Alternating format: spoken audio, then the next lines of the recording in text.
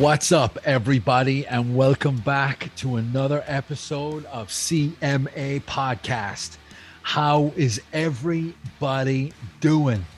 Mr. Burt Green back in the house, sir. How are you keeping, my man? I'm very well, thank you. Very much looking forward to this fight card.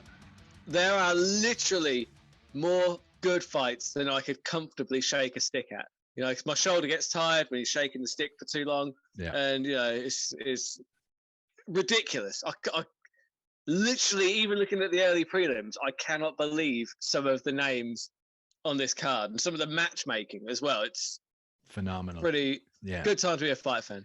Absolutely, man. UFC 276. Again, we're playing the time machine game. It's tonight. Coming to you live. The pinnacle of UFC fight week that's been going on all week. There you go, man. It's like it's a fight fan's dream. Like, it's an old school fight fan's dream, because this card is stacked with awesome fighters who are not like, there's a few old school guys and there's a few new up and comers that are kind of well known, but no one on the card has that star. What's the word I'm looking for? I get that shine that the UFC are giving, apart from maybe Israel Adesanya, but not just yet, you know. So again, fight fans' dream. For me, it's just some of the names that you're seeing just on the prelims alone. It's like the early prelims could be a fight night. Yeah, like easily, like very, very easily. Yeah, it's because I'm always. Because obviously it's UFC fight week, and it ties into it always brings back a lot of memories to UFC fight week, because it's the first UFC event I ever went to was UFC Fight Night 90 in Vegas for UFC fight week, leading up to UFC 200. That was the first UFC event I went to. I was also at UFC 200 a couple of days later, but that was the first UFC fight night I ever went. That was the first UFC event I ever went to live. It was headlined by Rafael dos Anjos and Eddie Alvarez for the lightweight title. That was where Eddie Alvarez beat Rafael dos Anjos. He destroyed him. Yeah. I bet on him as well. I was like, I only got one bet wrong the entire fight week, and it wasn't even a proper bet, because I wouldn't have placed it if it was because they wouldn't let me do a parlay. Vegas is not that good for betting, guys. I hate to shatter the illusion, but I was like, right, I want Brock Lesnar by decision. And they were like, no, just win last. I was like, just win last? But the odds are terrible. What? I can't bet on the method? They're like, no. I was like, well, okay, right, let me put all these together on like an accumulator. And I was like, accumulator? I was like a parlay, I think you call it. No, just what you see. It's like, what? Wow. This is Vegas. Are you kidding me? It was basic. It was basic bitch betting. I didn't like it. Yeah. But I don't know much about gambling, and I don't know much about Vegas, but I did hear that they like to keep, especially when there's so many variables, for things like UFC, like MMA specifically, boxing, because, and again with boxing, because it's so corrupt, they probably know who the winner is. Yeah, they probably do. You know what I mean? They know the winner the 2 weeks before the fight. But when it comes to Vegas, I know nothing about it, but I know people who've been there who tell me that it's very down the middle. They like to keep their variables low, and that's enough about that. But so you went to that fight night a couple of days before UFC 200. You were at 200. Yeah. Wow. That was the first UFC event I ever went to. Me and my mate got tickets to UFC 200, and then we thought, well, whilst we're there, we might as well head there a few days early, because I believe the UFC fight night was on the Thursday. I think we flew out on the Wednesday, and we only stayed until the Sunday. But I'm trying to recap the what was the card? The final three was Misha versus Amanda. Misha versus Amanda. Daniel Cormier fought Anderson Silva. He did, yeah. And was that the one with Brock and Mark Hunt? It was indeed, yes. Wow. Yes, it was. You saw those live. Oh, and let's not forget Cain Velasquez knocking out Travis Brown with a spinning wheel kick. Yeah. Geez, that's Yeah. right. On the yellow canvas as well. Yeah. Jim Miller fought Takanori Gomi. Yeah. Johnny Hendricks fought, I can't remember who. Diego Sanchez fought as well. I'm pretty sure Joe Lozon also fought. I'm trying to remember. I every now and again I watch the whole card again, just so I could sit there and be like, memories. Yeah. Were you how close were you to the cage? Oh, we were in the nosebleed for UFC 200. We were in the nosebleeds. We were like right at the top, and those were still $500 tickets. You know what I mean? Like Really? it was crazy, but it was just the atmosphere more than anything, and the fact I was, because I see there's no shame in it. I am a huge Brock Lesnar fan. Like people, yeah. No, Brock Lesnar's the man. Like a lot of people talk a lot of shit on fucking Brock Lesnar, all of which they would not say to his face or anywhere within earshot of him. Because the man, Joey, he's like, doesn't matter what you think of him, he's a once in a lifetime athlete. You know, he had the balls to go to the UFC. He won the heavyweight title. You know, it doesn't matter how weak the division was back then. He could only fight the guys that are put in front of him. And yeah, he got the title shot because he had his name. However, he had to win that belt. Randy Couture wasn't just giving that belt to him. Randy Couture put up a good fight as well. If you remember right, I gave Randy the first round. It was just Brock's freak athleticism that allowed him to land that punch and just swarm on him. And so for me, the opportunity to see Brock Lesnar fight Mark Hunt, that was the real. I mean, obviously, once the John Jones Daniel Cormier 2 fight fell through, like that was the icing on the cake. For me, I was more excited about Brock against Mark Hunt just because that's like, obviously I wanted to see John Jones fight Daniel Cormier. Obviously, like that was the reason we went to see that card. Our reasoning was that these fights fall out so often that we might as well go to a card that's ridiculous, not unlike UFC 276, incidentally. Because when the main event inevitably falls out for whatever reason, at least it's still an absolutely fantastic card. Because could you imagine, like, spending all that money going over to Vegas and, like, John Jones and DC are headlining a card that, with respect, is full of, really good fighters, but no real kind of names. Not like UFC 200. UFC 200, they were shoving it all in because they were trying to sell the company. And, could you imagine going to spending all that money and then, the main event falling out and there aren't really any other fights that you're that excited about? You'd be bummed, wouldn't you? I would be. Devastated, man. It happened to us. It happened to us here in Switzerland. I took the reins of a UFC trip to Dublin with like 6 friends here and 4 friends from Cork down south in Ireland. It was a UFC fight night in the O2 Arena or the 3 Arena, whatever it is now in Dublin. And I forget, I don't even remember who the main event was, but the main event and the co-main event both dropped out. Oh, yeah. So there was 6 friends from Switzerland and 4 from, I 10 tickets essentially. So it was like whatever it was. And, WhatsApp group, just, hey guys, it's 4 days before we're meant to travel. What the fuck do we do? Yeah. And this was only in Europe. Could you imagine Vegas? Like, we got the whole, all 10 tickets refunded. We still flew to Dublin. We got, there's a UFC bar, like an MMA respected bar on O'Connell Street that we found. And we just watched it, had beer, chicken wings, platters, you name it. Night out in Dublin, and then flew back at 6 o'clock the next morning. That was an intense trip. See, that actually sounds really fun though. It was fun. Lie. Like being in the bar, like watching it, because one of the things that I was saying, obviously we're lucky. Like we don't really get the pay-per-view thing over here. Like I have it on BC Sport. I can watch it at my leisure. However, if we had it at the right time, like in the evening or whatever, I would go to a bar every time I watch the fights, just for the collegiate atmosphere, just for the fun, for the nachos, for the wings, for the good times. Exactly. I would do that every time, but obviously we can't do it. It's going to be up 5 o'clock in the morning over here. So there are pros and cons to it. Yeah. But the problem as well is if you've got fight fans who just want to see the fights, that's cool.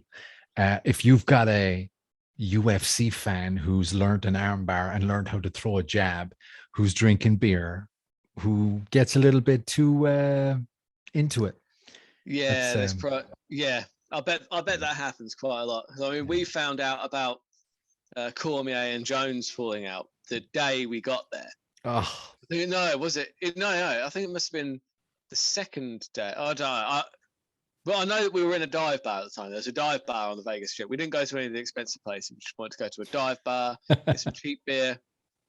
We were having a great time, and just got literally, we all got a notification on our phone at the same time. Like, we're all subscribed to the same like MMA news outlets, and it's just like, looked at his site, and it said big fight removed from UFC 200, and I was like, please don't be Brock. Please don't be Brock. Please don't be Brock. I looked at it. It's like, I mean, that still sucks. That still really sucks. But Brock, because at the time they were moving Brock Lesnar to the main event.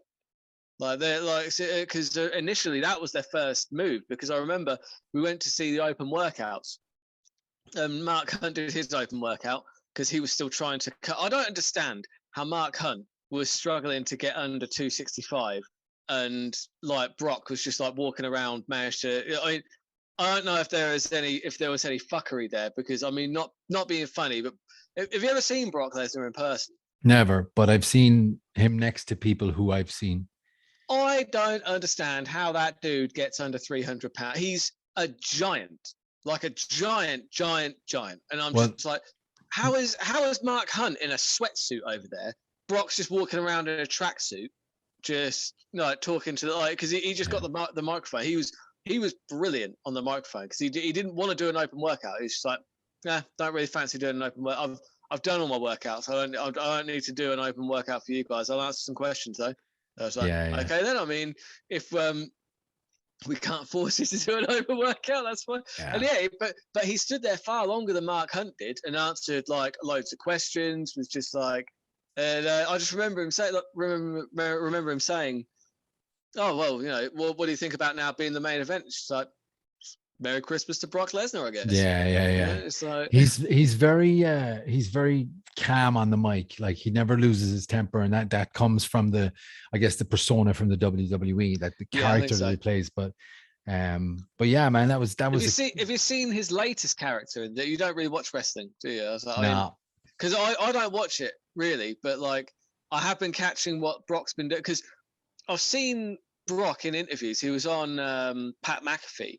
Yeah. And apparently that is way more. Apparently that is what Brock is like in real life. He's a farmer. He likes to farm. He likes to hunt. He likes to barbecue. He likes to drink beer with his buddies. He likes to watch sport, and he likes to fight. And that's it. Those are the things that he likes to do. And there's something I like about it. Like, apparently he's a great guy. Like, if you're one of his buddies, I bet he's a great guy to sit and have a few beers with and just have a laugh with. Yeah, I love what he said about Conor. Do you remember when Conor was talking trash about WWE? Shit's bigger than you shit. Yeah. He's like, he's 145 pounds. That's about one of my legs. Yeah. I love it. It's like, what is he going to do to me? It's like, yeah. Because someone was saying that to me one time. They were legitimately saying, oh, well, but I mean, like, Conor would beat Brock Lesnar. I was like, no, he fucking wouldn't. No. You out of your goddamn mind. It's like the whole Superman Batman theory. Like, do you understand why they have weight classes? It's not like Brock Lesnar's like a 300-pound guy that doesn't know how to fight. He's a 300-pound guy who is a former UFC heavyweight champion. Yeah. Do you know what I mean? He's beaten, like, because see, Brock never had an easy fight in the UFC. Not one. Most people get to work their way up, pad their records with people that are just like, his first fight in the UFC was against a former world champion. I don't think. Right? Yeah, it was. He lost, but I don't.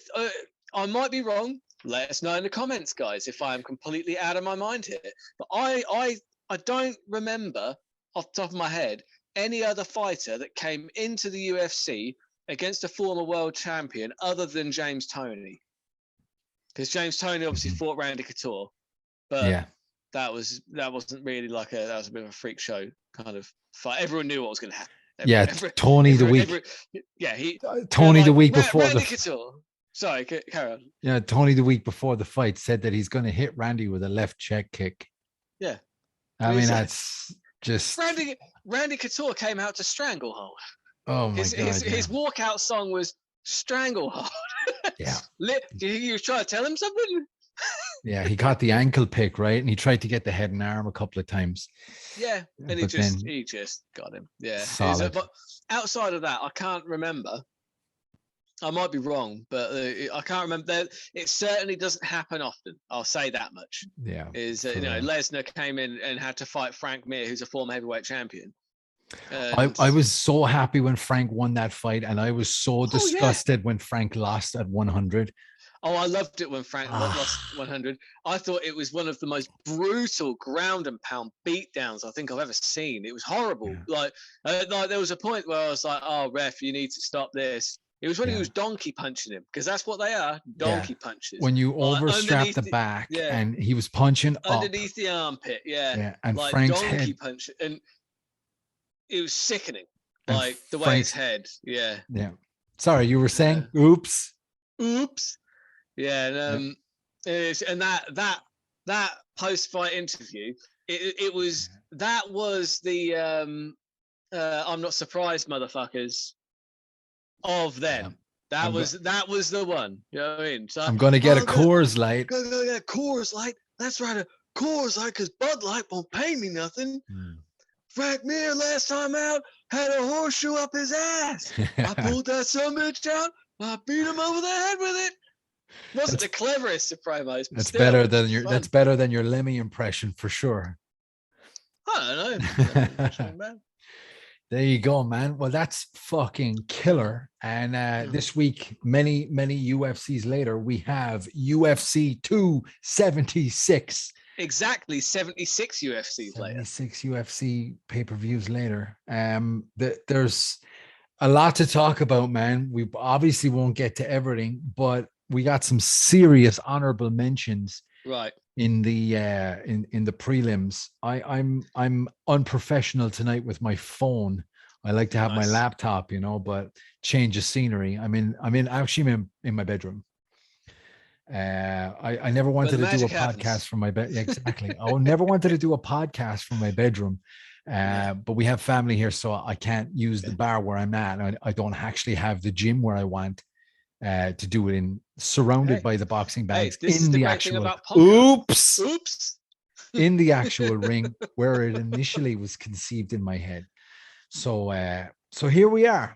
This is where we're doing the podcast. UFC 276 breakdown coming right up. All right, and we are back. UFC 276 live tonight, Burt. Excited. Yeah, man. Woo.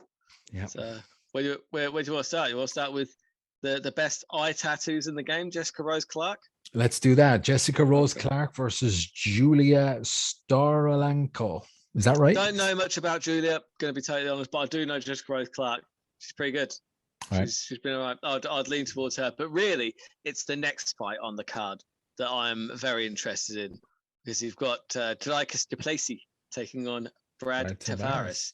Yeah, man. Now, the odds makers have this as a pick'em. Oh, is it? The thing is, I am basically on the Dricus du Plessis hype train. I've been on there for a while. So for me, Brad Tavares is good. I don't see any area he's better than Dricus. And plus, he's got that aggressive South African accent that's just a joy to hear. Absolutely. But again, Brad has been at it longer. And from what we see as of late is the new assassins coming in and taking out the veterans who've probably just 2 or 3 fights away from retirement, so it'll be an interesting one. I think for Dricus, Brad Tavares is just a diamond mine that I'm about to plunder. That's better, definitely better than your Lemmy impression. Your Lemmy impression was good. I'm not shitting on your Lemmy impression, but that South African accent, sir, flawless. Well done. It's not bad. I'll do a whole podcast in South African one day. For some reason, it's an accent that I can do very well. There you go, man. So I convinced someone I was South African for 2 days once. I'm not kidding. I did it. I believe you. Obviously, we got to talk about Uriah Hall, one of the most assassinating. How would you even say this? In the house, in the tough house, he was a killer. Not so impressive in the UFC. That kick was just jaw-stopping. But like hasn't had the best UFC career outside of the tough environment. Was supposed to fight Chris Weidman. Was so looking forward to that fight. No, he did fight Chris Weidman. He fought Chris Weidman. Who pulled out? Someone pulled out last minute against Uriah Hall. It might have been Weidman, and then they rescheduled. They redid it. Yeah, they did reschedule, and then Weidman snapped his leg like well, Anderson Silva. To be fair, let's give Uriah Hall credit. It was a great check. He checked the kick perfectly, and that's what you're supposed to do. So I give him the TKO in that one because I'm like, well, he Weidman threw the kick. You checked the kick. You checked it so well. You snapped his leg. That's a win. Like the Chito Vera, like kicking like O'Malley's leg until it didn't work anymore. That's a win. Correct. Absolutely. I agree. I don't know this guy, Andre Muniz. Oh, dude, this guy, he's a real problem at middleweight. All right. I'm telling you, this guy. I mean, Striker, Uriah Hall, grappler. Uriah Hall is going to get submitted. He's going to get submitted. Yeah, he can't be the first, but he will be the next. That's happening. Wow. Andre Muniz by submission is probably the safest bet on this card. You sound incredibly confident, and I admire that because you're very knowledgeable. Obviously, he's a grappler or a wrestler or a jiu-jitsu practitioner. Jiu-jitsu. Wow. Andre Muniz. Now here's the danger. Can Uriah take out the grappler on his way in? Is that a possibility? No, not for me. no, not for me. No, because he's got okay, yeah, he does have 4 losses on his record, but they're quite a while ago. I mean, they are. It was he has been knocked out. He's got 4 losses by knockout. So look, let's be fair. If anyone can throw a knockout strike, it is Uriah Hall. But I'm looking at the 15 of 22 wins by submission, and the fact that his last 3 fights in the UFC. Well. Yeah, 3 fights in the UFC, all by submission, all round 1. Right. I think one was a technical submission because I believe he snapped Ronaldo Souza's arm. Oh, wow. Well. Yeah, so you might want to go back and check that out. Got to check out the highlights of that, yeah, for sure. It was, I think, it was, I think it just snapped. I think it's like, you saw his arm just like, I think it was like the top part of his arm, if I remember rightly. Not good. Yeah, it didn't look nice. There you go, man. Let me check that one out. One more now. Very, very high on that guy. Jim Miller is fighting Donald Cerrone. Donald Cerrone had 2 fights pull out in the last month. He got food poisoning after the weigh-ins for is it Joe Lozan? Joe Lozan, yeah. And then the second, they rescheduled a month later, and like last week, I think Lausanne's knee popped out and then it popped back in again. And Dana basically said it's going to be like Tony versus Khabib with these two. So I'm not booking that again. So I don't think that's quite. I think he should. That'd be a great fight, dude. It'd be a fantastic fight. Stylistically, I just love it. But against Jim Miller, Donald Cerrone, 2 absolute warmongering assassins. I am so excited. That's going to be fireworks. And from my review of this card and the what the pundits are saying, the disrespect that this is not on the pay-per-view. I can't understand why so many awesome fighters are in the prelims here and they're leaving. Oops. Sorry, and they're leaving 4 fights for the main card, unless they're going to shuffle up one and have a 5-fight main card. I mean, they should put. Yeah, maybe they should have. The problem is, it's 2 title. A lot of the time, when they have 2 title fights, they will have a 4-fight main card because the 2 title fights are both 25 minutes. That's right. That's why they do that. So, my question to you was going to be like, okay, I understand and appreciate that they're big names and that they are on the prelims, but which main event fight do you bump for them? Probably put like Munoz versus O'Malley. O'Malley brings in the views though. He does. You put Like, you just chronologically put them in and open the fight card with those guys, and second fight Sean O'Malley versus Pedro Munoz. yeah, But yeah. again, If you're gonna that's make it, I want to clarify in case anyone is wondering. I don't own a $4.2 billion industry company. you don't. I don't, and I just want to make that clear in case there's confusion as to why I would make that decision. I don't own that type of company, but I'm just suggesting a main card where people are paying fucking through the nose. You put 5 fights on there, man. I don't know. Maybe, yeah, What do I know? yeah. Maybe you're right. Maybe you're right. I I don't love disagree. when someone puts their voice up like that. Hey, maybe you're right. Maybe You right, know you're maybe full of right, shit. maybe right. I don't know, man. I want to take. I'll never bet against Donald Cerrone. I want to see Hey, him right into the sunset and finish. do you know what's interesting about this one? Looking at the odds, is that Donald Cerrone knocked out Jim Miller the last time they fought, head kick. They did. They fought already. It definitely right? was. Yeah, they fought already. And Cerrone, because I've already started doing my research into these for my breakdown on Friday, catching on the Burt Locker. I don't. Oh yeah, check out the Burt Locker, guys. This is where I get all my information. But yeah, it's interesting that Donald Cerrone is an underdog here. They got him down as an underdog, which is strange. So many variables, though. So many variables. But generally, if somebody has beaten somebody before, they tend to get a level of respect at the bookies that Cerrone is just not getting. All right, he is on a bit of a skid. Bit of a skid. Let's play hypothetical here, right? 155 pounds, Max Holloway versus Conor McGregor. Who's favorite? Holloway, probably. There you go. Yeah, because time has passed. One is like poor Donald. I just fight one more, win, and get the fuck out of there. Don't go out like Chuck fighting Tito.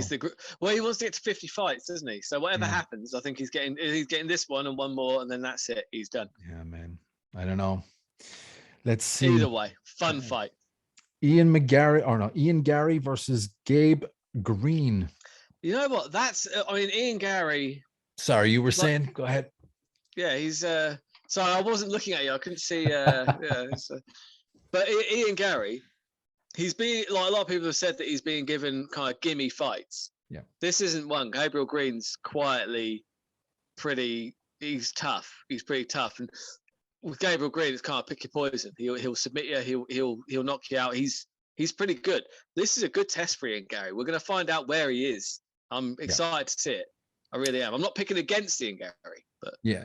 So the thing about Irish fighters is we got boxing for sure. Yeah. We got a certain degree of Muay Thai, kickboxing. We definitely often drunk. 100%. 3 o'clock outside McDonald's, 3 o'clock in the morning. The one thing, like, we have jiujitsu, obviously we have judo as well. The one thing we don't have is grappling, like real, true, like US college wrestling, where these guys just start when they're 6 and they're cutting weight when they're 10, and they're double legging when they're 15, and they're killing guys when they're 18 to 20. That's what we don't have. And this guy, Ian Gary, I've seen him come up through the ranks. I knew who he was before he hit the UFC. Good on his feet, good off his back, but to get taken down by these wrestlers, especially the US guys or these new breed of Dagestani guys who just smother you. You know what I mean? It's see Umar at the weekend. Thing to watch. I did. See the disrespect, just the stomping on his face from standing. Yeah. I told you he could kick, didn't I? I said in my video, I said, look, dude can kick. Like, he's got ridiculous kicks. And we saw a bit of it. Definitely saw a bit of it. Yeah, man, you hit the nail on the head there. So let's see what happens with Ian. Don't know who Macy Barber is, but she's fighting Jessica. I love Jessica. One of my favorites. That was on the earlies. Is that early? I'm working my way up. I'm sorry. Yeah, I thought it was on the early prelims. I don't know if it's chronological here. Maybe that's early. I don't know. Robbie Lawler is also on the early prelims. Yes. No, Yeah, regular prelims. Regular. Okay, and he's Yeah, fighting. I think unless they've moved someone around since because Macy Barber. That's it. Oh, hang on, Macy Barber's coming as the favourite there. Interesting. That's interesting. Yeah. Odds wise, that is interesting because I mean Macy Barber's really good, but Jessica Eye is a grizzled veteran. True. There's not a lot that will work on her. We'll see. We'll see. What about Robbie Lawler versus Brian Barberena? What a fight! Stylistically, what a fight! Yeah, is it going to be a war though? Those guys are in the game too long. You know, one of them is for sure, Robbie. For sure, Robbie. I just don't. You never like now that we're more educated on brain trauma and what we see from just retired fighters who have interviews where they don't like. You need subtitles. I mean, look at Stipe Miocic, man. It's like, what are you saying? I'll be totally honest. Robbie Lawler, interview-wise, has never sounded like with the greatest of respect. He's never sounded like the sharpest tool in the shed. Honestly, he's one of my favorite fighters of all time. He's the reason I started watching mixed martial arts. Love the dude.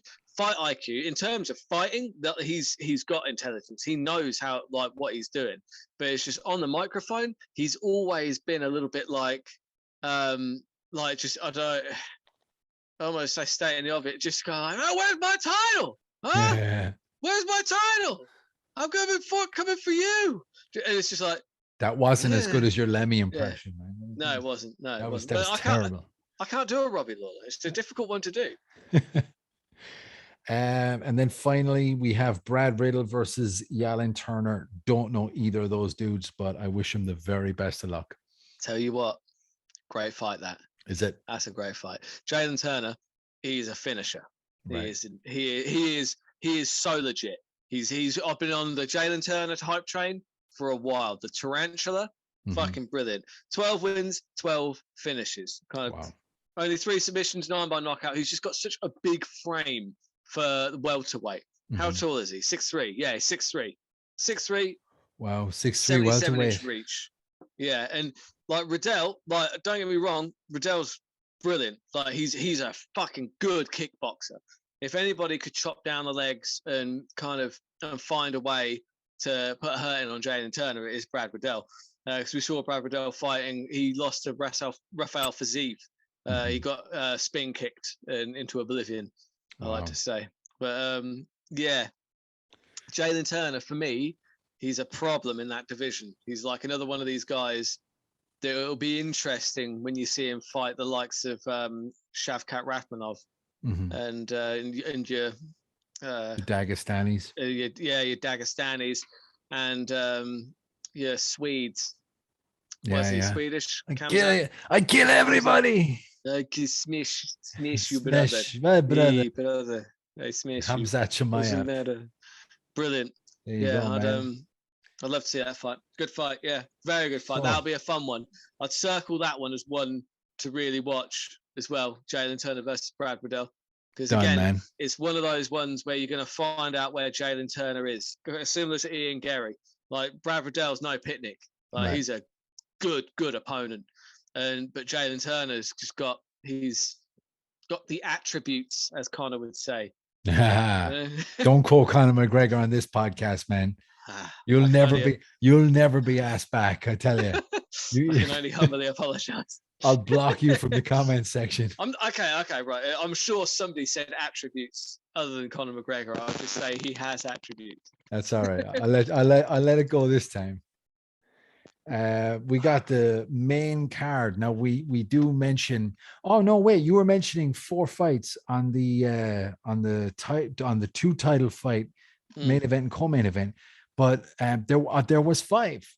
There was Miesha Tate versus Lauren Murphy. Murphy, yeah, and they're trying to find a last minute opponent for Tate. Yeah, that's why they haven't replaced it on the card yet. They're trying to find an opponent. That makes sense. But who's going to step in and fight Miesha last minute? You'd have to be out of your mind. Anybody that wants to try and make a name for himself. Yeah, but you're not. You got. If you're a younger fighter in that weight class, take that fight. Take it. Yeah. What you got to lose? Yeah. I mean, yeah, okay. Look, whoever you fight, you might get hurt. Put aside all the dangers from actually fighting. You're a fighter. You're probably okay with that. Let's be real. You know.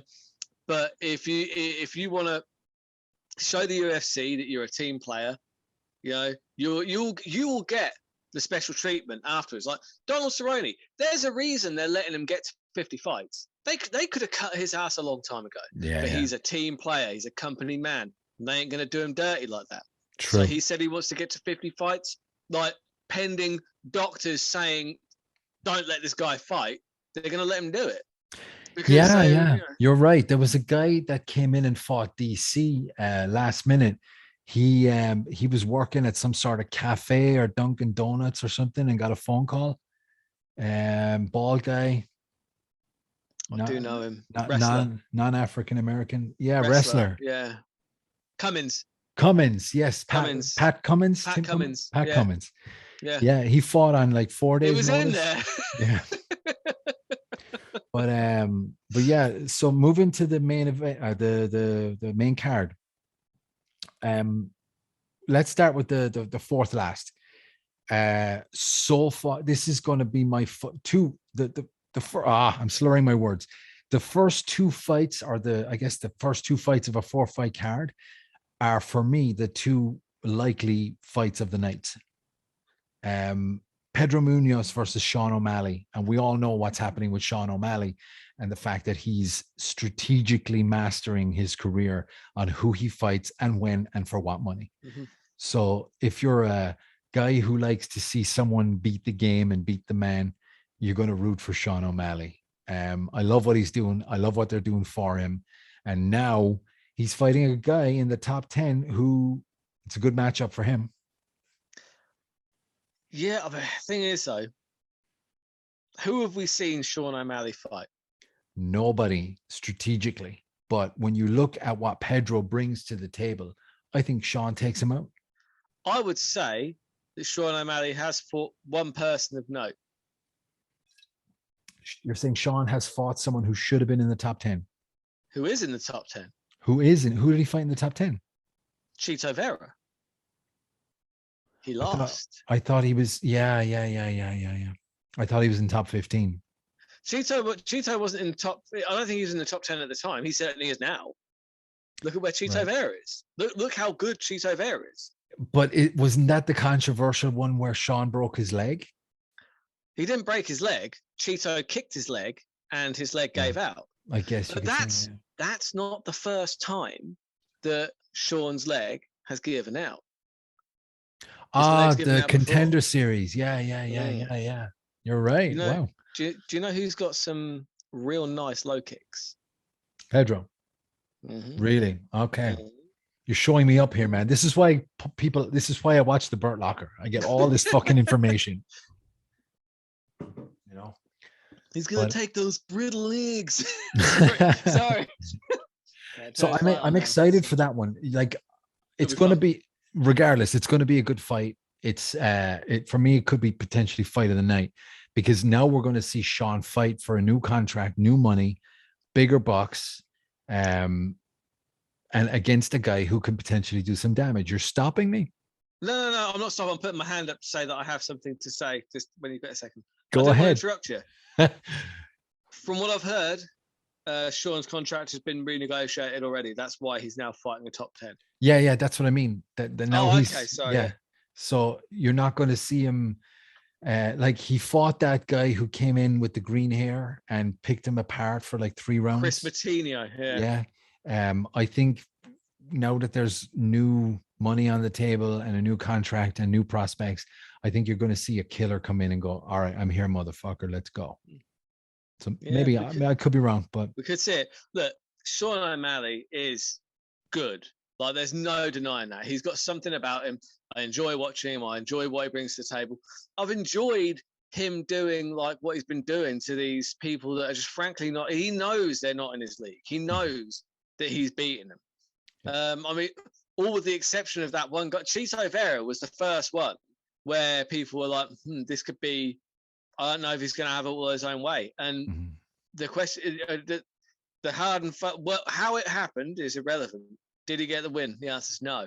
Yeah, true. This is another one of those matchups where I'm fairly sure we're not going to see him have it all his own way. And yeah, Pedro Munoz he's a tough guy, man. Yeah. He's so tough. He's not going to buy into it. He's not going to beat himself mentally like some of these like kids that are like that. Because Sean O'Malley might be younger than a lot of the guys he's been fighting, but like these guys that are they're not ranked, right? They've seen the hype of Sean O'Malley. They've already beaten themselves in his head. Pedro Munoz is not buying into that. Yeah. Pedro Munoz is not coming in there to lose. He may still, but I'm just saying, as an underdog, there's certainly some value on Pedro Munoz there, especially with the leg issue. Yeah, I would say that. I'm gonna go out on a limb here because I watched our podcast. A limb with a P. Limb. A limb. Because of the leg. A leg's a limb. Is he? Fucking comedian over here. I watched our podcast back, and I'm like those horoscope fucking reading guys where it's like something may happen that's going to upset your day, but something that you don't know may interject, and your day is going to be fine. I want to be specific and make some serious claims here on this episode, right? Okay. And after the episode, I'm gonna, if I'm right, I'm gonna shove it down people's face and go, I know fighting. Nice. So I'm gonna make that. There you go, man. And if I'm embarrassing myself, I'm embarrassing myself. What are you going to do?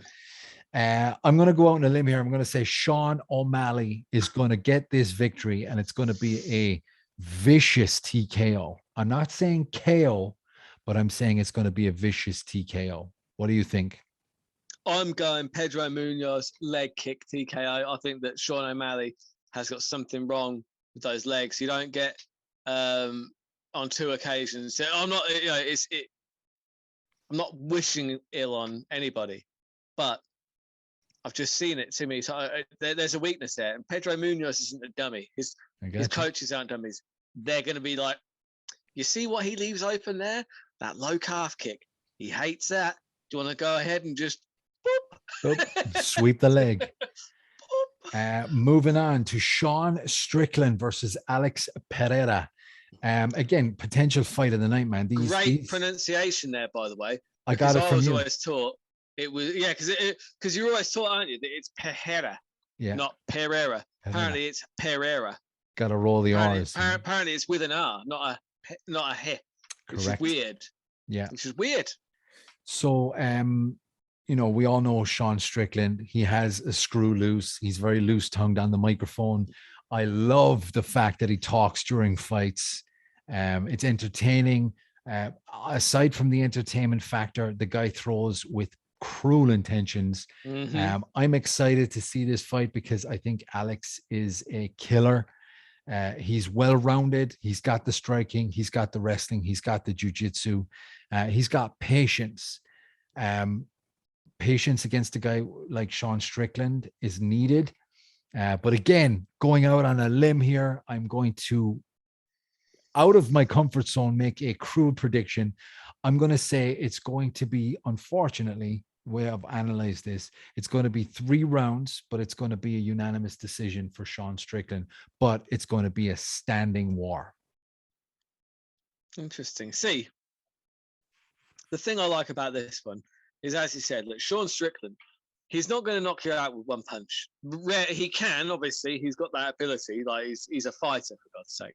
He's a middleweight. He's not a small guy. But generally speaking, he hurts people when he hits them.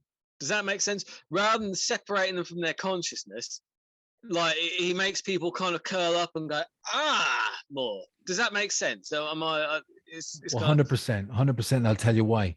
I could hit somebody with a jab straight right, and I could get him in the chin with both punches, and it might hurt them and send them into Queer Street. Or I could go straight for the bridge of your nose and really make you feel the pain of those 2 punches. And you're not going to be wobbly. You're not going to be going down or anything like that, but you're going to be like, what the fuck just hit me? I'm in so much pain. And that is what Sean Strickland does, isn't it? I'm Correct. Not, because I've been watching a lot of his fights, and when he hits people, they wince. Yeah, that's the thing. He doesn't necessarily put people like out. He doesn't separate them from their set. He hits them until they're like, God, I hate this, and then they start covering up, and then he'll move them for the kill. Yeah. Who've you got? I was gonna say I don't think he's gonna do that against Alex Pereira. I think the cleanest path to victory for Sean Strickland is to try and get the grappling going. I don't think that he's going to do Alex Pereira. Sorry. You got it. He trains with Glover Teixeira, and he's obviously been Pereira knows everybody's trying to take him down. He knows that, and he's been training for that. And the guy, it looks like he's made out of bloody like steel cable, for fuck's sake. Like, he's so ripped. Yeah. Like, it's ridiculous. Like, how do you hurt that guy? I don't think that Sean Strickland is going to be I don't think he's going to be able to hurt Alex Pereira. I honestly think that when Strickland is used to people like kind of like covering up and cowering, I think Pereira is going to be like, I've been kickboxing since I was 5. You think this bothers me? Yeah. I think honestly, Pereira is gonna find that power. I think Strickland's gonna possibly try. I think that he's gonna try and get this to the ground. I think that would be the smart thing to do. I think Strickland grappling, I think he would have a much better time. But Pereira's also got pretty good takedown defense, and also there's the hubris of Strickland. Strickland probably wants to try and stand with him. Probably wants to try and knock this guy up just because he is who he is. I think that would be a mistake. I think Pereira gets the knockout because he hits knockout, right? Yeah, because he's a man that will hit you to knock you senseless. Yeah, not hurt you. I mean, obviously, he will happily hurt you as well, but he has that power that will boom, and then it doesn't even matter if you're hurt or not. You're out. You're done. For real. Yeah. So you picked opposite for me for the first two. Let's see how the second two go. Very, very excited for the co-main event of the evening. These guys have fought twice.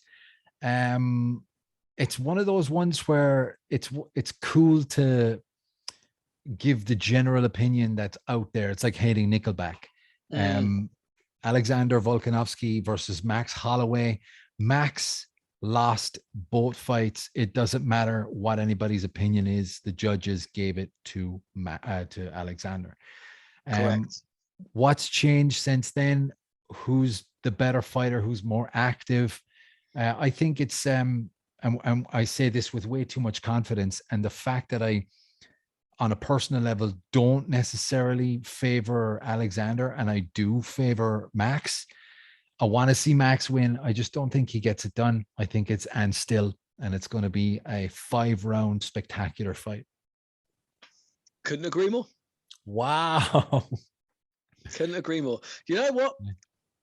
I think that, right, as much as I like watching these two guys fight, I think that it is bullshit that this fight is happening again.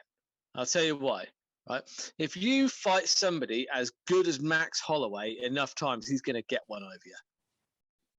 And I understand why, like, he's just getting unlimited do-overs. I understand who he is. I understand that he's beaten a few more people now, but he's lost to Volkanovski twice, right? How many times do you have to beat the same guy to say, look, enough's enough? Are they going to say enough is enough after this? What happens if Max Holloway wins this one? Then you're going to have to do this one again straight away. You cannot give Max Holloway two. I know he's had fights in between. I understand that. Before you get into the comments, I get it. I know. All right. But the fact of the matter is, he will have fought Volkanovski for the title twice. Volkanovski will have beaten him twice, right? They fight a third time. If he gets the win over Volkanovski in a close fight, how do you not give Volkanovski an instant rematch? You can't not. That would be disrespectful. And I think, honestly, it's a little bit disrespectful this fight is even happening. I really do. Yeah. My question to that is, who would Max be overstepping? This is the problem with the depth of that division. Who's Max overstepping that stops that fight happening, and then Max gets number 3. And if Max wins, as you rightly say, it would be disrespectful not to give Alexander an immediate rematch. Who is Max overstepping right now? I would quite like, well, until he lost to Josh Emmett in a very close fight, I was thinking Kelvin Cater or possibly Josh Emmett. One of those guys that's coming up in like the kind of 4 or 5s of the division. I would prefer to see Volkanovski defending his belt against one of those guys rather than shoehorning in. It's not a trilogy. Yeah. They keep calling it a trilogy. It ain't a trilogy. Yeah. Because Max hasn't won one of them. It's not a trilogy. It's a consolation. The term, I guess, it's being misused, isn't it? Because there are 3 fights. The first fight, then there's the rematch, and then there's the rubber match, and that only happens when it's 1-1. Yeah. So this is technically a trilogy, but it's not like, it's just the shit kind. Yeah. It's Don't get me wrong. Yeah. I love the fight. I would watch them fight every week if we could, because they're so evenly matched and it's fun to see. Yeah. My pick is Volkanovski. I think that I feel like we've seen more from him. Like, you watched how good his striking was against Korean Zombie not that long ago. Yeah. Like, his striking, he was so fast. And Korean Zombie's a striker by trade. He's good, right? And Volkanovski made him look like a fucking rank amateur. And it was uncomfortable. It was uncomfortable to watch that, because you just see his head get taken off, man. And also, outside of like the submission attempt, how close was Ortega to beating Volkanovski? Really? Yeah. Not. And that's another thing. It's like, how do you submit a guy that doesn't need oxygen? Apparently. Those were so tight. Like, so I think the submission's out. I don't think I'd waste my time. But I don't. Yeah. Thing is, right, is I like Max Holloway. I think he's one of the all-time greats in the featherweight division. Absolutely. I love his whole mantra, his whole, the Hawaiian thing. He's just a cool guy. He plays video games. I like that shit. It is what it is. It is what it is. Yeah. However, I'm not only have I picked Volkanovski in this one, but I actually really want him to win, because then that puts a line under it. It's like, look, how many times do you want me to beat this guy? You can't just keep on giving him unlimited do-overs. Look, have Volkanovski win this one. Maybe fight Josh Emmett. If he wins that one, maybe send him up to 155. Challenge for that one, because he's a big guy. No, he used to walk around at 200. Like, people. Yeah. I saw the pictures of him playing rugby. Yeah, he was 200 pounds, by the way, guys. I think he was like 203. Like, not the 230 pounds that people keep on talking. There's a huge difference between 200 and 230. There's quite a big difference, right? True. He was never 230 pounds to my knowledge. But people keep on talking about how he walked around at heavyweight. No, he didn't. He walked around actually he walked around at middleweight technically, because he wasn't over 205, I don't think. But either way, Volkanovski. You got Volkanovski for that one. Cheers to you, sir. Cheers to you.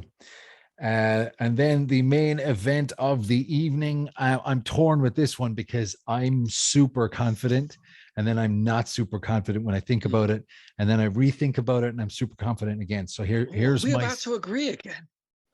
I hope not, because me agreeing with you is not fun. No, it's curtains.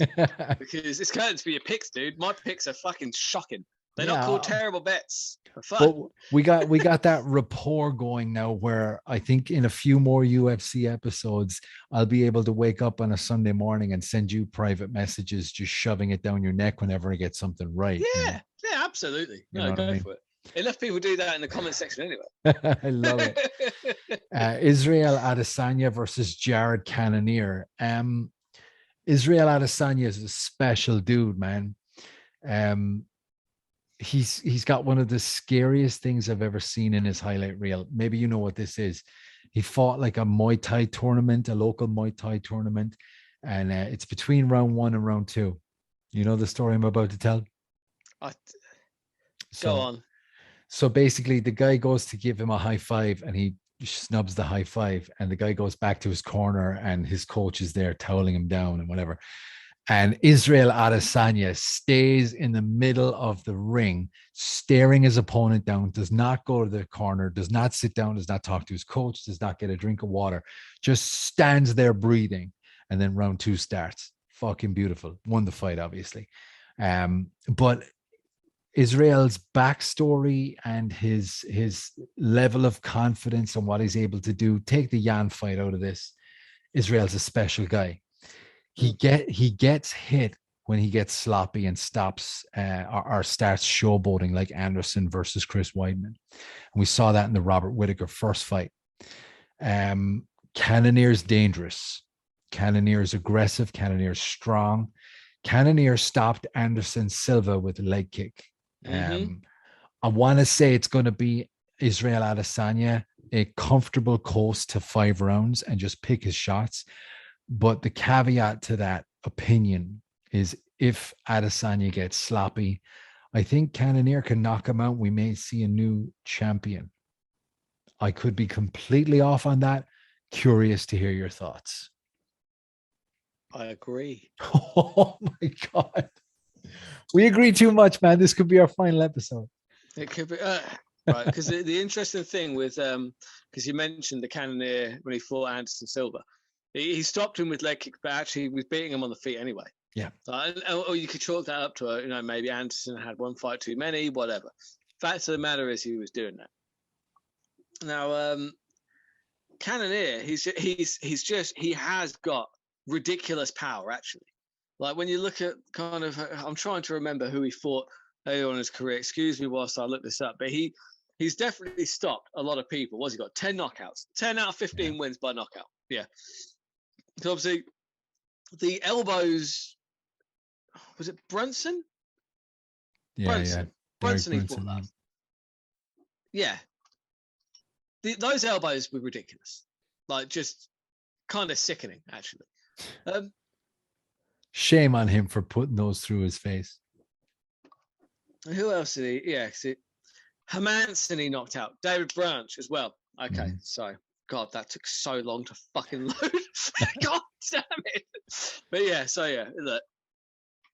He's also got something else that Israel Adesanya doesn't have. Belief. No, I'm kidding. But Adesanya has belief. But he also, but Jared Cannonier has those crystals. He loves the crystals. You seen this? I've never seen them. No. Oh no, he's well into like he believes in like the power of like crystals. He always has like crystals. Wow. And he believes in their power. And is that commissioned in his? Is that approved by the commission in his gloves or? Well, no, I don't think he carries them in his gloves. But there you go. He's fuck me. He's 38 though. Yeah, because I believe in whiskey. I'm not allowed to bring one of those into a boxing ring. You know what I mean? No, only in Ireland. Yeah, that's true. That's actually true. There's that old school story with Bas Rutten when he was in Pride, where he would get whiskey and chug whiskey, and spit it out before he entered the ring. And when the referee brought the guys together for the basic rules, he would just breathe on the guy and go, "Oh shit, this guy's drinking whiskey. I'm fucking dead here." But so yeah, what are you going to do? Are you going to take Israel? Or are you going to take Jared? For me, I mean, betting wise, obviously I'm going to take Jared Cannonier. There's no point in betting on his Adesanya. He's a minus 365 favorite. Outrageous. Yeah, it's huge. Problem is, Israel Adesanya. Thing is, the thing that makes me think that maybe Cannonier could have a shot is Adesanya's attitude towards this fight.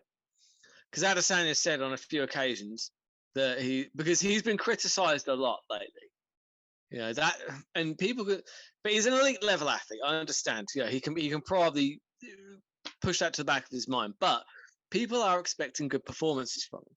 Because I'm trying to see, when was the last time that Adesanya had like a really standout performance? I think it might have been Robert Whittaker. Yeah, so, the knockout, the last was Whittaker 2, where he knocked him out. But that was the last. That was one. It wasn't just the last knockout. Because the thing is, right, Gamrot versus Sarukian shows last weekend that you don't need a fight to be finished in order for it to be an impressive contest. Yeah. But I mean, like the Whittaker fight, he just kind of coasted. I felt like, Marvin Vettori coasted. Jan Blachowicz lost. Okay, Paulo Costa, he smashed him up, but Paulo Costa, I think Paulo Costa was vastly overrated and shouldn't have actually been in that title fight anyway. I said that before the fight. I said, why is Paulo Costa even here? Like, he's not that good. He ain't. Like, he's got good kicks. He's got power. That's it. He's got no fight IQ. He will get picked apart by Israel Adesanya, and that's what happened. That was not a hard fight for Israel. It really wasn't. That was a gimme, I thought. And come at me, Paulo Costa. Like, in the comments. Him. Yeah, fuck him and fuck his wine as well. There you go. Like Romero, very safe, very safe. Just Adesanya, he can win fights all day if he just fights safe. And he says that he's going to go out there to try and knock Cannonier out. I don't believe him. I think he probably plays safe again. And honestly, if you want a safe bet, take Israel Adesanya by decision. I think that's probably the safe one. Other than Muniz by submission, I think that's probably one of the safest bets on the card. I think that's pretty accurate. And if there's ever going to be a knockout in this one, it's going to be on Cannonier's side. I think so. I think you might catch him getting sloppy. That's or something. What I'm hoping for. Yeah. So let's see. I don't know if he's the champion though. What's going to happen to Israel? I don't know, man. You don't want to see these guys that are up and coming lose, but it's just like you got to shake it up from time to time. But it's going to be an exciting card nonetheless, right? It'll be fantastic. Yeah, Can't wait to see it. For real, man. I love breaking these fights down with you, man. It's so much fun. Same. Yeah. No, I've had a great laugh. It's been awesome. Brilliant. Where can the people find you, man? What are you? Where are you? What are you doing? And who are you with? I am. The Burt Locker on YouTube. Obviously, I'm on Patreon as well, which is the Burt Locker on Patreon. I've started doing something new on Patreon. Rather than doing an early access to the picks, I do extra picks for the Patreon only because I feel like then it's extra content and also it just allows me to not have to post so much stuff on a Saturday. Honestly, it's nice when I've already scheduled all my posts and I can kind of take the Saturday afternoon off. Yeah, man. A couple of beers. Yeah, social media can be a beast, right? Oh, fuck me. Yeah. It's a tough one. The posting is the hard part, honestly. Yeah. Like, I see why, like, I say real podcasters. I think we're real podcasters because we're doing it. We're committed and we're doing it. But the slightly more successful podcasters, I would say, I can see why they hire producers to do it all for them. Because it takes so much time. Most of the time is taken up in posting, just relentlessly posting to stories, to Twitter, just all over the place. So basically, guys, if you could follow Dave, just share this video, like and subscribe. Also, come and check me out on YouTube. And then if you fancy some extra picks, come over to the Patreon as well. But most importantly, just tell your friends. Tell people to come and check us out because we're funny. We're funny. We break fights down really well. And it's a goddamn good time. Absolutely, man. Also, I want to be able to afford a producer. So let me know in the comments. If you think I'm out of my mind, call me a wanker. I don't care. Just help the algorithm. You fucks. There you go. You fucks.